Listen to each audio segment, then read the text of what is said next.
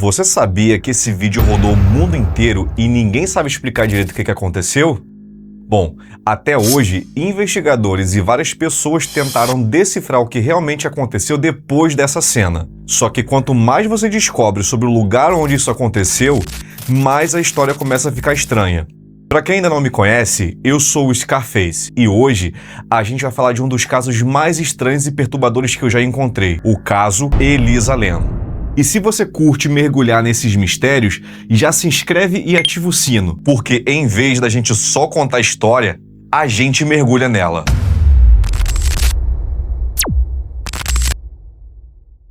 Elisa Lam tinha 21 anos, morava em Vancouver, no Canadá, e era praticamente como qualquer outra menina da idade dela. Estudava, passava horas escrevendo no blog, postava reflexões, frases de livros e pensamentos íntimos.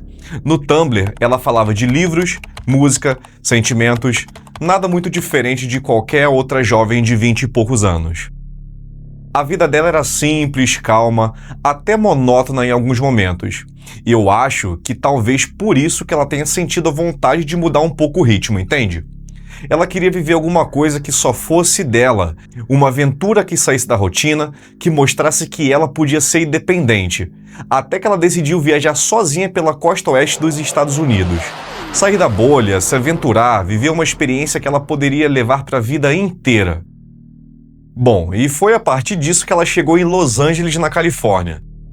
Entre tantas opções de hospedagem que ela poderia escolher, ela escolheu logo o Hotel Cecil. De fora, ele parecia só um prédio antigo no meio da cidade. Nos sites de viagem, era como uma opção barata, prática e ideal para quem queria economizar um dinheiro. Os quartos eram simples, a recepção não tinha praticamente nenhum luxo e o movimento de gente entrando e saindo não parava. Para a maioria, era só mais um hotel. Só que quem conhecia de verdade sabia que o Cecil tinha uma história diferente por trás. Agora vamos falar um pouquinho sobre o hotel. O Cecil abriu as portas em 1927. A intenção era que ele fosse um empreendimento luxuoso, pensado em receber viajantes de negócios que chegavam cheios de esperança numa Los Angeles que crescia rápido demais. Só que essa prosperidade acabou não durando muito, porque com a Grande Depressão e depois a transformação da região em Skid Row, o hotel foi sendo engolido cada vez mais pela pobreza, pelo tráfico e pela violência. E aquele prédio que nasceu para ser elegante acabou virando um lugar barato e frequentado por pessoas em situação de rua, usuários de drogas e gente que tentava se esconder do mundo. E foi nessa mistura que começaram a surgir as histórias sombrias. Ao longo das décadas, dezenas de pessoas tiraram a própria vida ali dentro. Elas se jogavam das janelas, elas se envenenavam dentro dos quartos ou simplesmente desapareciam nos corredores e a imprensa não demorou muito para apelidar o hotel, sabe como? Hotel da Morte, porque parecia que cada andar carregava um fantasma diferente. Só que, pasme, o problema não era só suicídio. Nos anos 80, Richard Ramirez, o famoso Night Stalker, usava o Cecil como base enquanto espalhava o terror por Los Angeles. E nos anos 90 foi a vez de uma outra pessoa, o tal do Jack Unterweger, um assassino austríaco que também se hospedou ali e repetiu os mesmos crimes como se o lugar tivesse um poder de atrair esse tipo de gente, e a cada década o prédio só colecionava mais sangue e mais medo ainda. Além disso, muitos hóspedes relatavam episódios estranhos, barulhos sem explicação, ataques violentos e até experiências que pareciam paranormais. E quanto mais as histórias circulavam, mais a fama do Cecil crescia como se fosse um personagem amaldiçoado dentro daquela cidade. Tentando apagar esse passado, os administradores decidiram dividir o hotel e criar uma nova marca chamada Stay On Man, vendida como opção jovem descolada, mas na prática era tudo o mesmo prédio, os mesmos elevadores, os mesmos corredores, e os turistas inocentes acabavam lado a lado com moradores violentos sem sequer saber onde estavam se metendo. E no fim das contas, o Cecil nunca foi só um prédio antigo em Los Angeles. A verdade é que ele virou palco recorrente de tragédias, um lugar que parecia engolir as pessoas e nunca mais devolver as respostas. E é justamente nesse ambiente que a história da Elisa Lam vai acontecer. Quando ela fez o check-in no Cécio, colocaram ela num quarto compartilhado, dividindo o espaço com outras meninas. Só que logo começaram a aparecer algumas reclamações. Essas meninas diziam que o comportamento da Elisa era estranho e a administração resolveu transferir ela para um quarto individual porque, na opinião deles, essa era a solução mais simples. A verdade é que Elisa já tinha um histórico delicado. Ela tinha sido diagnosticada com transtorno bipolar e episódios de depressão. E segundo a família dela, nem sempre ela seguia à risca a medicação. Às vezes ela esquecia, às vezes ela simplesmente não queria tomar. Isso fazia com que alguns dias fossem tranquilos e outros completamente instáveis. Depressão é uma droga. Ponto final. Se alguém lhe disser que tem depressão, não pergunte por quê. Não há porquê. Diga a essa pessoa todos os dias que você a ama. Lembre-a todos os dias de que ela vai melhorar. Nos corredores, tinha algumas pessoas que achavam ela um pouco confusa, perdida nos próprios pensamentos, como se ela tivesse, sei lá, sabe quando a pessoa parece que está viajando?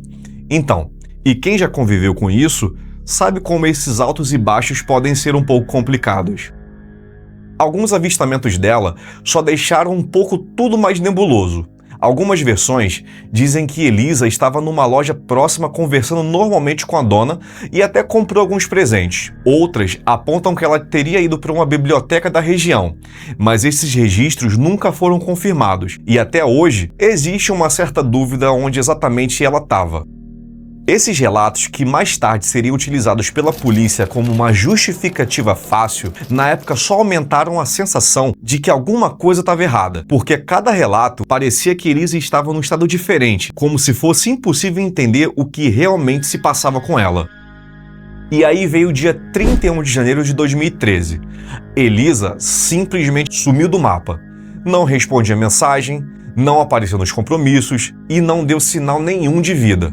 E a partir desse momento, o mistério começava. Nada, absolutamente nada, vai fazer sentido daqui pra frente. Então se prepara que o caso vai ficar muito bizarro. Depois do desaparecimento, alguns dias se passaram sem nenhuma pista, até que a polícia decidiu divulgar um vídeo de segurança. Era a última vez que Elisa Lam tinha sido vista com vida. Quando você para assistir esse vídeo, a cena gera não sei como dizer, mas é como se a cena gerasse um desconforto em você. Ela entra no elevador, aperta vários botões, olha para os lados, se esconde no canto e depois ela começa a esticar os braços como se ela falasse com alguém que a gente não consegue ver. Tem alguns momentos que ela parece que está brincando, só que outros momentos tudo vira nervosismo, como se ela estivesse tentando escapar de alguma coisa. É bem estranho, entende? Parece que ela está vivendo duas emoções ao mesmo tempo, medo e confusão também. Só que o problema do vídeo não é só o jeito dela. O elevador não funciona, não responde. As portas não fechavam e muita gente depois disse que ela estava apertando um botão que é feito para segurar a porta. Ou até um outro botão que seria o modo de serviço. Mas, poxa, convenhamos, ninguém nunca conseguiu provar com certeza se era isso ou não. E aí vem um outro detalhe que é muito importante. Preste atenção, o timestamp, ele estava completamente borrado. É como se alguém tivesse feito questão de esconder a linha do tempo. E quando as pessoas analisaram frame por frame, eles encontraram pequenos saltos que davam a impressão de edição. Ou seja, a teoria é que esse vídeo não foi entregue inteiro. Até hoje, ninguém viu as imagens dos corredores, justamente o que poderia mostrar se Elisa estava sendo seguida ou se havia alguém atrás dela. No final das contas, esse não é o tipo de vídeo que resolve o mistério, é o tipo que cria um novo. Enquanto a polícia seguia sem nenhuma resposta, os hóspedes do Cécio começaram a reclamar de algo estranho. A água que saía das torneiras tinha gosto ruim, um cheiro desagradável e em alguns quartos chegava a escorrer escura e impossível de beber. Bom, para quem não sabe, nos Estados Unidos muita gente bebe água da torneira. As queixas só aumentavam até que a administração pediu para Santiago Lopes, um funcionário da manutenção, verificar os enormes reservatórios que ficavam lá no telhado. Santiago subiu, andou pelo terraço vazio e chegou no tanque. Quando ele levantou aquela tampa pesada de ferro, na hora ele viu o corpo da Elisa nua e submerso na água. Tenta imaginar essa cena. Você abre um reservatório de centenas de litros e ao invés de você encontrar água cristalina, você encontra uma pessoa desaparecida há 19 dias. Qualquer um ia paralisar numa situação dessa.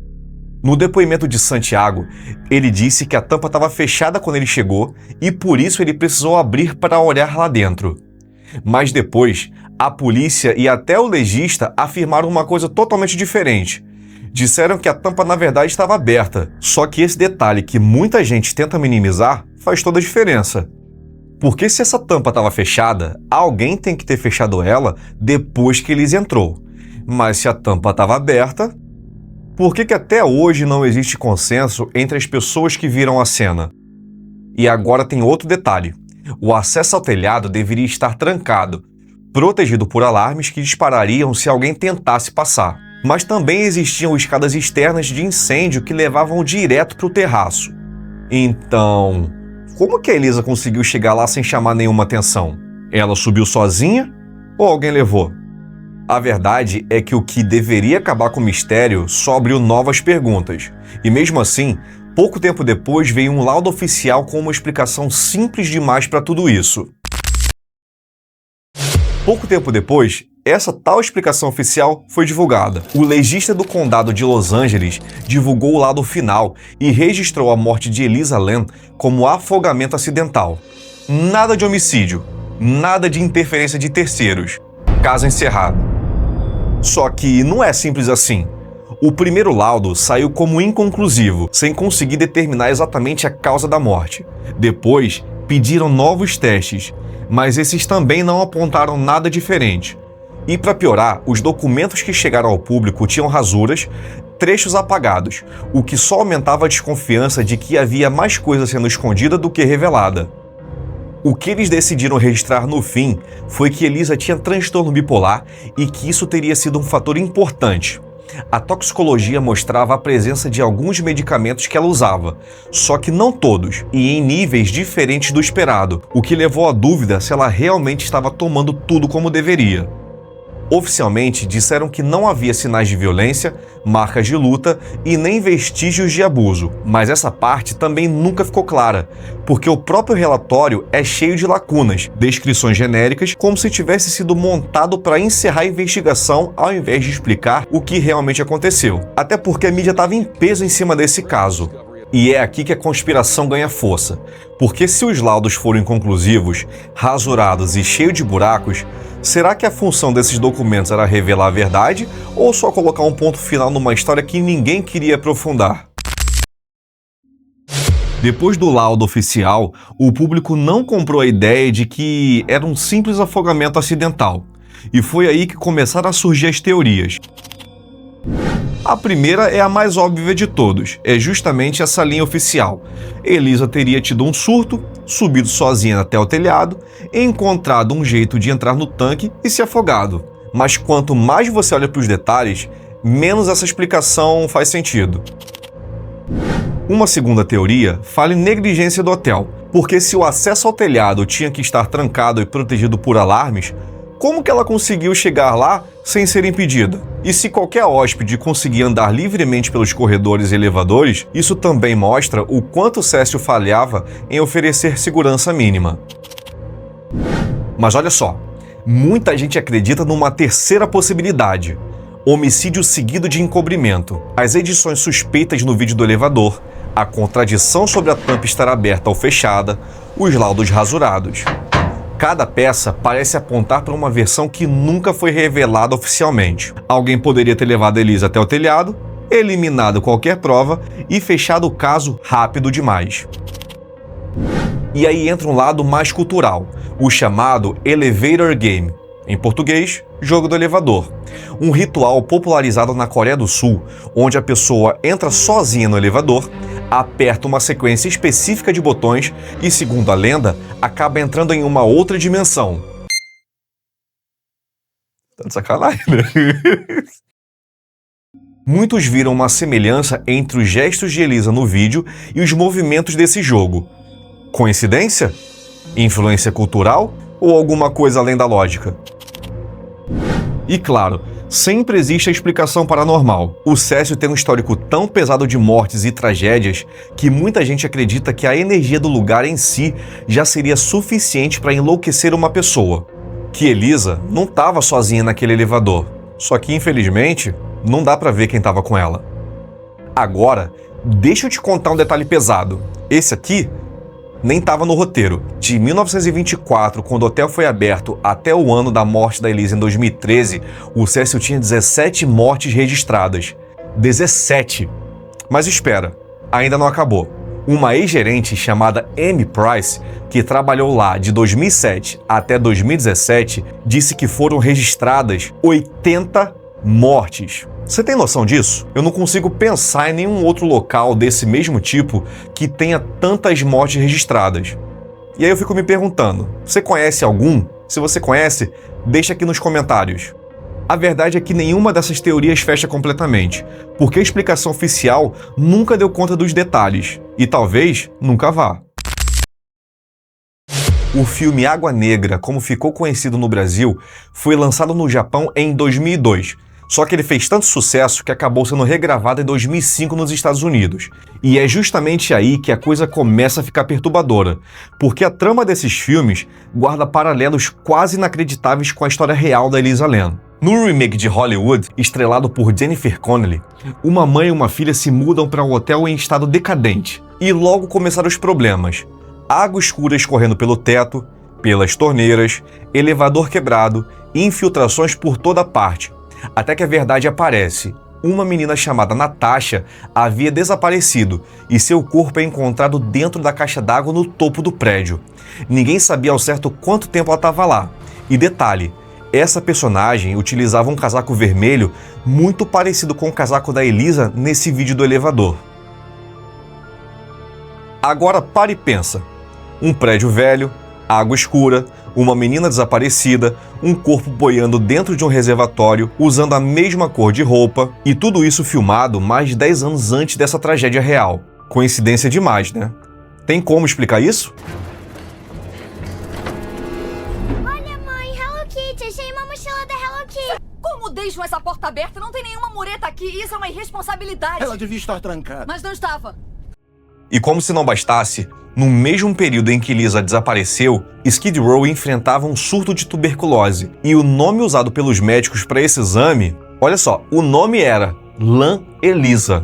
Parece que é brincadeira, né? Só que não é brincadeira não, é verdade. As mesmas letras utilizadas no nome dela, só que invertidas. Um filme que antecipou quase cena por cena do que viria depois. Um teste médico com o nome idêntico ao da vítima. Coincidências bizarras demais para passar batido. E são justamente esses detalhes que deixam a sensação de que o caso da Elisa Lam nunca foi apenas um acidente. Quando a gente olha para o que aconteceu com Elisa, é impossível ignorar o papel do lugar onde tudo aconteceu, porque o Cécio não era apenas um cenário, ele era parte da história. A própria estrutura do prédio facilitava as tragédias, acessos muito fáceis ao telhado, alarmes que simplesmente não funcionavam, câmeras que nunca mostravam o que realmente acontecia. E dentro do hotel, uma mistura explosiva. De um lado, turistas inocentes que encontravam o Cécio em sites de viagem, achando que tinha encontrado um local barato no centro de Los Angeles. Do outro, moradores de longa permanência, muitos com histórico de violência, vícios e problemas sérios, todos dividindo os mesmos corredores, os mesmos elevadores, como se fosse uma roleta russa de convivência. E para piorar, havia maquiagem.